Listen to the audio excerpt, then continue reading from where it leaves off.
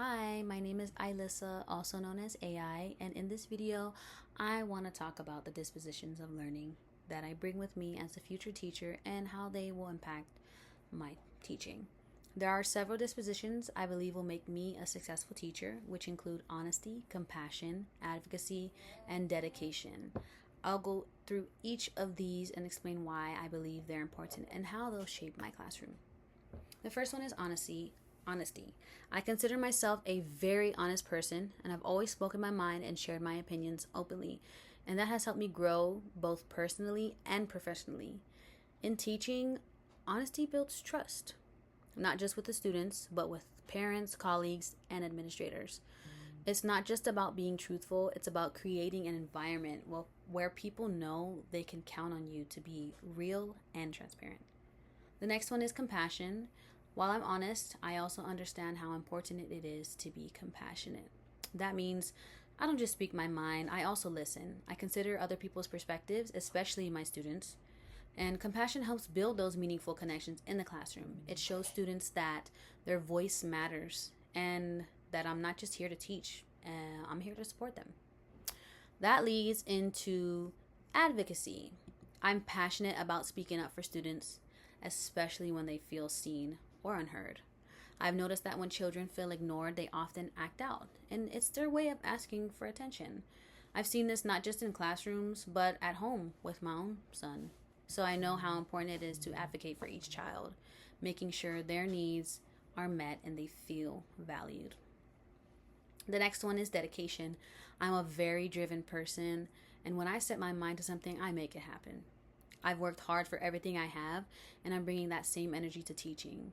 And when a teacher is dedicated, it honestly shows, and students can feel it. It makes them want to show up and try their best too. My goal is to be the kind of teacher who inspires that level of engagement and effort.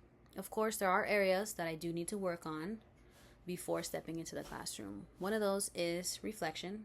I will admit that I sometimes struggle with criticism, and it can be hard to reflect on my choices and take feedback in the moment. But I also know that reflection is essential for growth. I'm learning to be more open and constructive to feedback, and it's because it can only help me become a better teacher. Another area is holding high expectations. I believe in pushing students to do more than the bare minimum, but I also know I need to push myself to set and hold a higher expectation. When you aim higher, you go further, and I want my students to see that in me. I don't want to be a bare minimum teacher. I want to go above and beyond because teaching isn't just a career. It's about shaping someone's future. Every lesson, every word, and every moment really does matter. Lastly, I believe professionalism is one of the most important qualities an educator should have. Today, there are more young teachers entering the field, and while that brings fresh energy, I can sometimes blur the lines between being relatable and being inappropriate.